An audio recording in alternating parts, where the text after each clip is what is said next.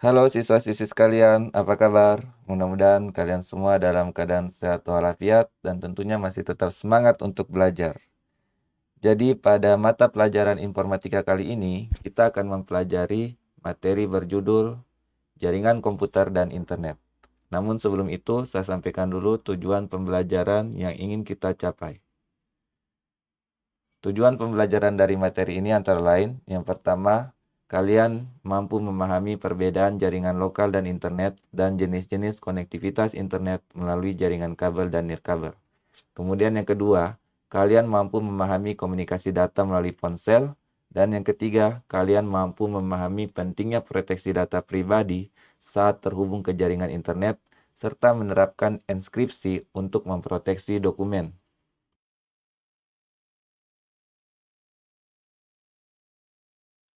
Tahukah kalian apa yang akan terjadi jika saat ini tidak ada jaringan internet? Apakah saat kita terhubung ke internet itu selalu aman?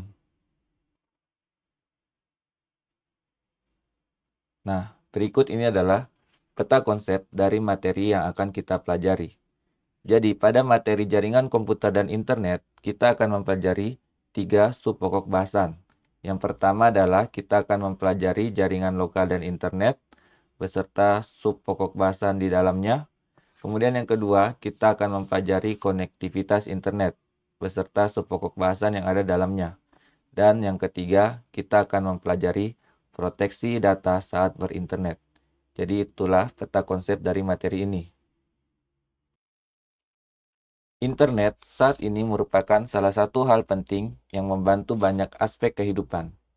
Saat ini ketika kita akan membuka rekening baru di bank, kita tidak perlu lagi mengunjungi kantor bank, tetapi cukup mengakses aplikasi bank yang tersedia secara online, mengisi formulir dan melakukan verifikasi secara langsung melalui video call dengan petugas.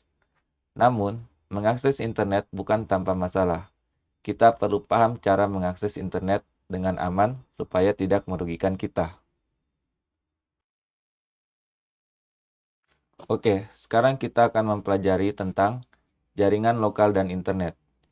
Jaringan komputer menggunakan dua buah atau lebih perangkat dengan menggunakan sebuah sistem komunikasi yang terstandarisasi secara global, yaitu Transmission Control Protocol atau Internet Protocol Suite, yang disingkat sebagai TCP atau IP. Jaringan komputer yang menghubungkan komputer ada dua jenis, yaitu jaringan lokal dan jaringan internet. Perbedaan keduanya ada pada jangkauannya. Jaringan lokal memiliki jangkauan yang lebih terbatas dibandingkan dengan jaringan internet.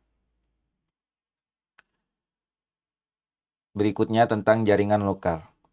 Jaringan lokal adalah jaringan komputer berkabel maupun nirkabel yang menghubungkan komputer dengan perangkat lainnya dalam area terbatas, seperti tempat tinggal, sekolah, laboratorium, kampus universitas, atau gedung kantor. Perangkat atau komputer yang ada di jaringan lokal hanya bisa diakses oleh perangkat lain yang berada pada jaringan yang sama.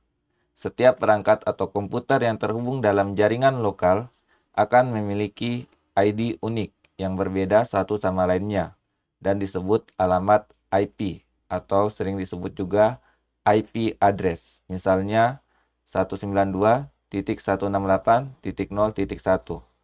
Dalam implementasinya, biasanya satu perangkat akan disebut server, sedangkan perangkat lainnya disebut client.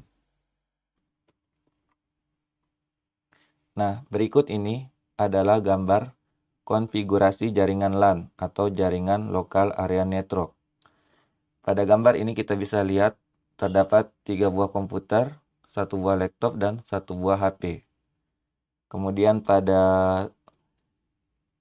komputer ini semuanya terhubung oleh kabel ya, yang merupakan konfigurasi jaringan LAN, dan juga ada yang menggunakan sinyal melalui perantara hub atau switch. Dan juga di sini HP maupun laptop ini menggunakan sinyal untuk bisa terhubung ke dalam jaringan LAN ini. Bisa kita perhatikan setiap perangkat ini memiliki IP address yang berbeda. Misalnya komputer yang saya tunjuk ini IP address-nya 192.168.0.3. Kemudian ini komputer yang kedua, IP address-nya 192.168.0.2. Kemudian komputer yang ketiga, IP address-nya 192.168.0.1. Kemudian laptop ini IP address-nya adalah 192.168.0.5. Kemudian handphone ini IP address-nya 192.168.0.4. Jadi kita bisa perhatikan setiap perangkat ini memiliki IP address atau alamat yang bisa menghubungkan semua jaringan ini atau semua perangkat ini dalam satu jaringan, seperti itu ya. Apa sebenarnya arti dan fungsi dari IP address? IP address merupakan identitas sebuah komputer dalam jaringan komputer. IP address berfungsi sebagai alamat pengiriman data dari satu perangkat ke perangkat lain. Mungkin kalian bisa menganalogikan IP address seperti alamat rumah. Saat akan mengirim paket, tentunya akan lebih mudah kalau sudah mengetahui alamat pastinya. Sama halnya dengan ketika kalian akan mengirim data dari satu perangkat ke perangkat lain.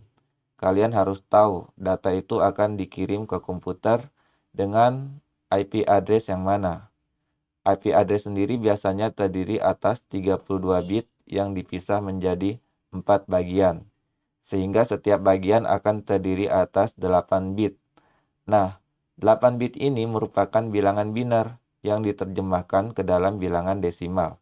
Tentu kalian sudah belajar tentang bilangan biner. Nah, berikut ini adalah contoh dari IP address. Pada tabel ini, ada IP address dalam bilangan biner dan ada IP address dalam format desimal. Nah, kalau IP address dalam bilangan biner itu kita bisa lihat cirinya menggunakan angka 1 atau 0 saja. Sementara pada IP address yang format desimal ini bisa menggunakan angka 0 sampai 9. Jadi itu perbedaannya ya. Berikutnya tentang internet.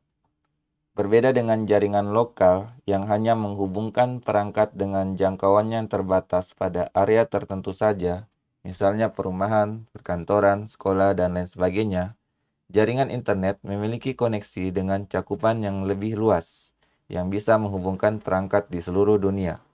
Misalnya kalian berada di Jakarta, dengan jaringan internet, kalian bisa mengakses perangkat atau informasi yang ada di Kalimantan, bahkan di negara lain.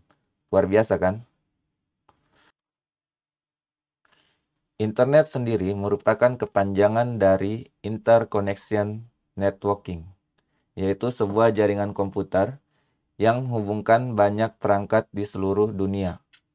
Jaringan internet ini memungkinkan adanya pertukaran data paket atau Packet Switching Communication Protocol untuk melayani miliaran pengguna di seluruh dunia. Secara konsep, jaringan internet juga disebut jaringan area luas atau Wide Area Network.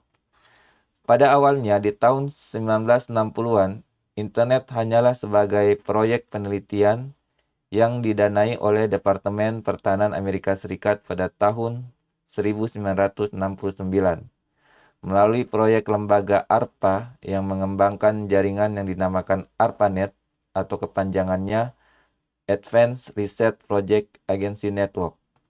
Kemudian berkembang menjadi infrastruktur publik pada tahun 1980 dengan dukungan dari banyak universitas negeri dan perusahaan swasta.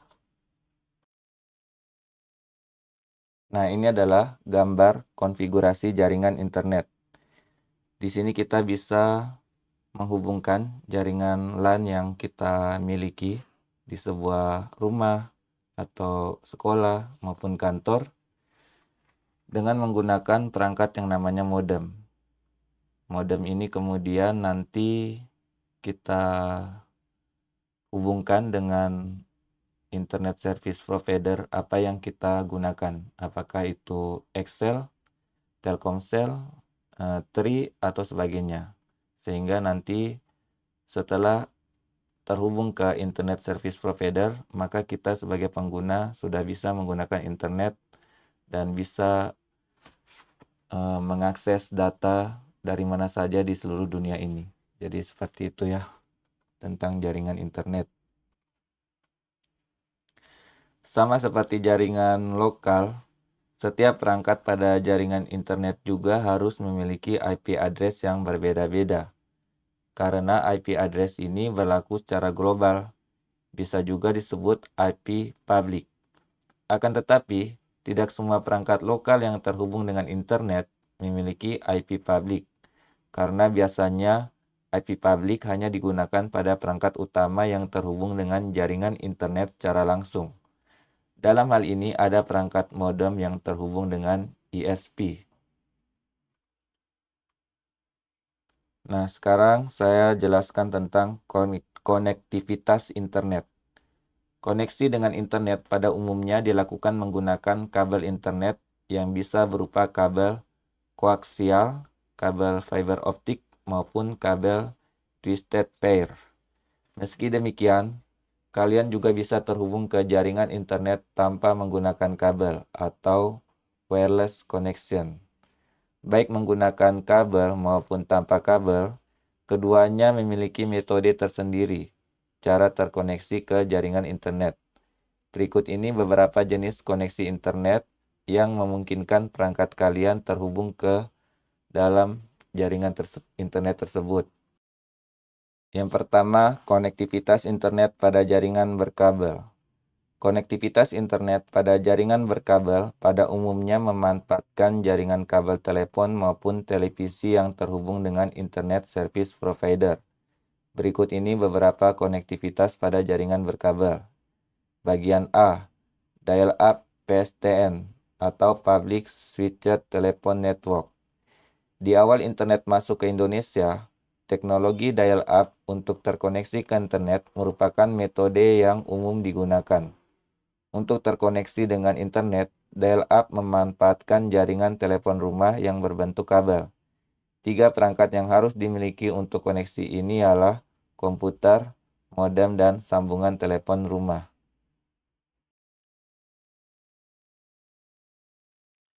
Dial-up ini akan bekerja melalui jalur PSTN atau Public Switched Telephone Network hingga bisa terhubung dengan ISP atau Internet Service Provider.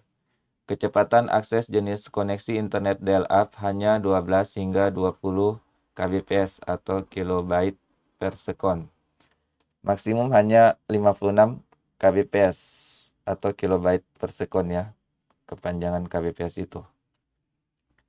Nah, ini gambar dari konfigurasinya. Ada komputer, kemudian kabelan, kemudian modem, kemudian telepon, kabel telepon dari PTSN, kemudian terhubung lagi ke telepon, kemudian ke modem lagi, dan berakhir di internet service provider. Lalu nanti kita bisa mengakses internet.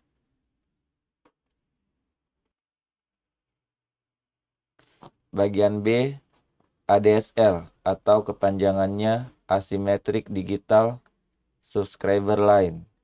Sama seperti pada dial-up, koneksi internet ADSL juga bekerja dengan menggunakan teknologi modem. Modem yang digunakan bekerja pada frekuensi antara 34 kHz atau kHz sampai 1104 kHz. Berbeda dengan modem konvensional yang bekerja pada frekuensi di bawah 4 kHz. Dengan ADSL, kita bisa mengirimkan suara hingga fax ke pengguna lainnya dengan menggunakan rentang frekuensi yang berbeda. Konektivitas internet dengan ADSL pada prinsipnya sama dengan dial-up yang menggunakan jaringan telepon kabel, tetapi yang membedakan ialah jenis modemnya. Berikutnya bagian C, LAN atau Local Area Network. LAN termasuk koneksi internet yang banyak dikenal saat ini. Sistem kerjanya ialah menggunakan satu komputer sebagai server yang terhubung dengan internet menggunakan kabel telepon atau antena melalui internet service provider. Kemudian, komputer lainnya hanya perlu terkoneksi dengan server untuk bisa mengakses internet dengan memakai kartu LAN atau LAN card dan kabel koaksial atau kabel UTP. Jaringan koneksi internet ini hanya mencakup wilayah yang sangat kecil. Berikutnya, konektivitas internet pada jaringan nirkabel. Konektivitas internet pada jaringan nirkabel merupakan jaringan internet yang tidak menggunakan kabel untuk menghubungkan satu perangkat dan perangkat lain. Jaringan nirkabel ini sering dipakai untuk jaringan komputer, baik pada jarak yang dekat atau beberapa meter memakai alat atau pemancar Bluetooth, maupun pada jarak jauh, misalnya lewat satelit. Jaringan nirkabel biasanya menghubungkan satu sistem komputer dan sistem yang lain dengan menggunakan beberapa macam media transmisi tanpa kabel, seperti gelombang radio, gelombang mikro, maupun cahaya inframerah. Berikut ini beberapa konektivitas pada jaringan nirkabel.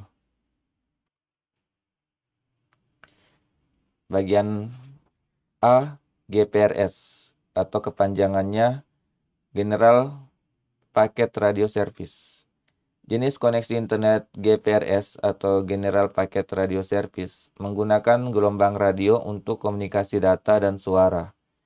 GPRS ini mempunyai kemampuan untuk mengirimkan data dan suara pada alat komunikasi bergerak. Sistem GPRS ini bisa dipakai untuk transfer data, berbentuk paket data yang terkait dengan pengiriman surel atau surat elektronik hingga berselancar di dunia maya. Layanan GPRS ini dipasang pada jenis ponsel dengan tipe GSM atau Global System for Mobile Communication. Ilustrasi jaringan internet nirkabel GPRS ini ditunjukkan pada gambar berikut. Nah, ini gambarnya. HP via GPRS ini terhubung ke internet melalui perantara BTS atau pemancar internet ini ya.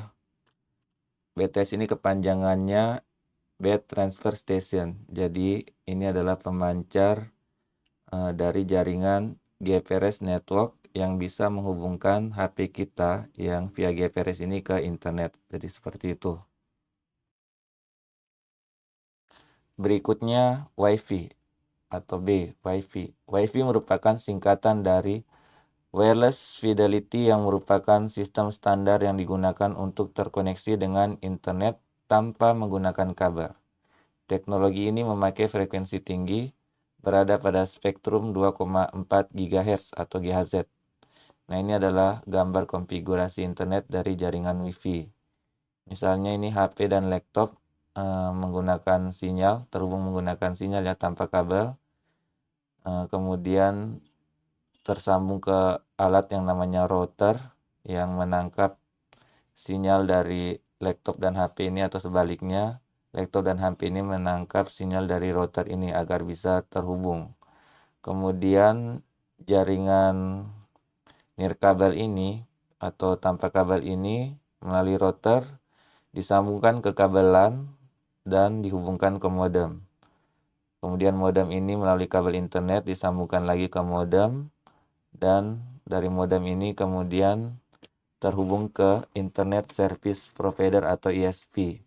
Tergantung dari jenis Internet Service Provider yang kita gunakan, yang kita berlangganan. Misalnya sama Telkomsel, sama Excel atau jenis ISP yang lainnya.